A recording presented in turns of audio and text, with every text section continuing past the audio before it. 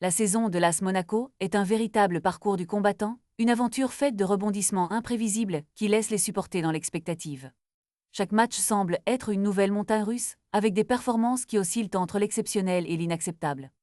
L'équipe, qu'elle soit sous la direction d'Adi Huté ou de Sébastien Pocognoli, semble en proie à un mal invisible, une inconstance qui se manifeste lors des rencontres.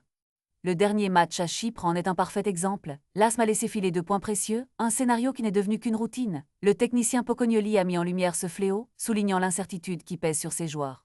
C'est un mélange de marqueurs qui nous fait reculer et d'objectifs manqués qui nous paralysent, a-t-il confié. Cette instabilité psychologique est sans aucun doute une des clés pour comprendre les performances irrégulières de l'équipe. Luka Hradecky, le gardien de but, a également mis le doigt sur la question, affirmant que la seule manière de surmonter cette crise est de renouer avec la victoire. Cependant, la maturité, cette qualité essentielle, semble faire défaut à Monaco.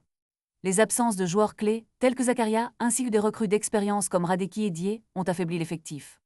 Les joueurs, qui étaient initialement considérés comme des remplaçants, se retrouvent à jouer un rôle crucial, souvent sans l'encadrement nécessaire. Philippe Saad, ancien défenseur devenu consultant, a souligné que la présence de lead sur le terrain est cruellement manquante. Pour couronner le tout, le changement d'entraîneur a ajouté une complexité supplémentaire à la situation. Pocognoli, qui a pris les rênes à la trêve, doit naviguer dans un environnement chaotique où les joueurs manquent de repères. Les coups de pied arrêtés, souvent synonymes de désordre défensif, illustrent parfaitement ce manque de cohésion. La pression est forte non seulement de l'intérieur, mais aussi à l'extérieur. Le mercato hivernal se profile à l'horizon, et la nécessité de renforcer l'équipe se fait de plus en plus pressante, notamment en défense. La question demeure, Monaco parviendra-t-il à surmonter cette tempête et à retrouver sa place parmi les élites du football français? Les prochaines semaines seront déterminantes pour l'avenir de ce club qui aspire à mieux.